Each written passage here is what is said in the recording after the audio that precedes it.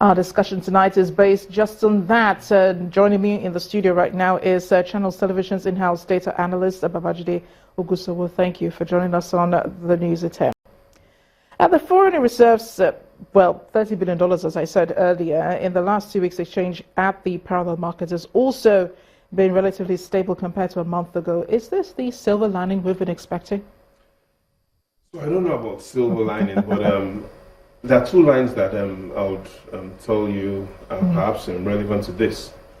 And the first line is what the Prime Minister of the United Arab Emirates and Emir of Dubai had said, and that's if you want to advance, then you have to always look forward. So he talked about the future. Now on the second hand, let's look at what the philosopher George Santayana had talked about. He had talked about the past. And he said, those who cannot remember the past are condemned to repeat it.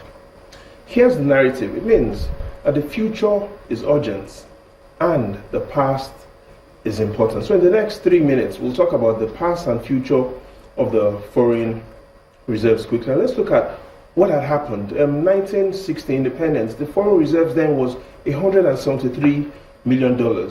3 years after, when we became a republic, it had declined to $143 million. So history clearly shows us that within our 5 decades plus history, we've always been fighting a war. And this war isn't a civil war. It's a war between how do we improve and increase our Forex reserve. The second thing we can also look at about the past is when the president came in, the Forex reserves were $28 billion. Today at $30 billion, that's a 5% increase.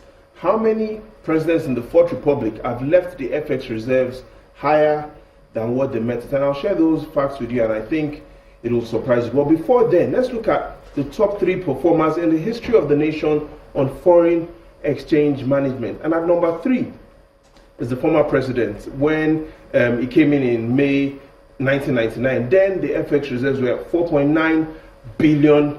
And he then increased it and he left it at $43 billion. Now that's a 765% increase. He comes in at number 3. At number 2 is also the former president Ibrahim Babangida. When he came in August 1983, the FX reserves then were $758 million. He raised it up to that point. It was over $8 billion. Then it was $8.6 billion. And number 1 is Yakubu Gowon. Now, if you look at FX reserves under his own period, over 2,000%. Now, his comes in at number 1. And what you'll notice about these top 3 performers is that what had happened was oil prices were high and oil volumes were also high. So it clearly tells us that our foreign exchange success is tied to oil price and tied to oil volumes. And in the future, we need to now look at how do we get the FX reserves back to our all-time high point, $62 billion, September 2008. Can we achieve that mark again? And there are 2 arguments. There are some that say, yes, we need to achieve that $62 billion mark that we achieved in September 2008 because it provides some level of price stability. However, there's a second school that narrates that the evidence shows, which is also available, that between May 1999 and date, there's no correlation between increasing FX reserves and a stable exchange rate, naira-dollar exchange rate. So the days ahead will be clearly important to see what the decision from the Apex Bank will be. So will lower imports be better for our foreign reserves management? Perhaps not, because I think we even need to import even much more. And even going by the government's economic recovery blueprint, it states that our value of infrastructure to GDP is only 35%. Compare that to Brazil, India, and China, where it's approximately 50, 60, and 80%. The summary is we need to import more, but we don't need to import refined petroleum products. We need to import technology. We need to import production, manufacturing equipment, and we also need to import good ideas. And will this enhance the value of the naira in any way?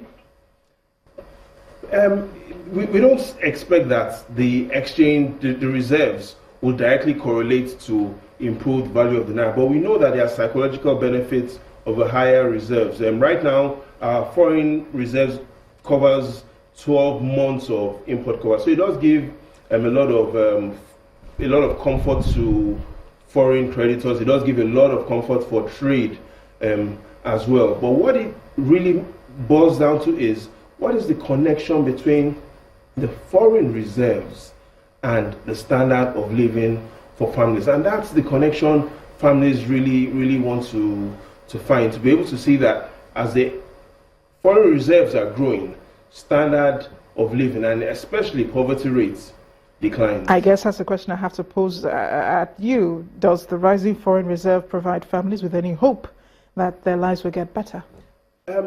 Perhaps it does, but what we expect is, where the hope really lies is not the foreign reserves. Where the hope lies is in the document that the government just recently released. So there are some things that are in that document that are positive, and there are some things that gives us hope that yes, the standard of living will improve. So for instance, there's a plan to reduce the unemployment rate. There's a plan to reduce even the inflation rate to 9.9%, single digit, but that wouldn't be happening next year. That's a plan for 2022. Going by the plan of the economic recovery blueprints, yes, there's hope for an improved standard of living and welfare for Nigerian families, but the foreign reserves might not be our key out of this way of improving the welfare for families. Babajide Ogusowo, always a pleasure having you on the News at 10.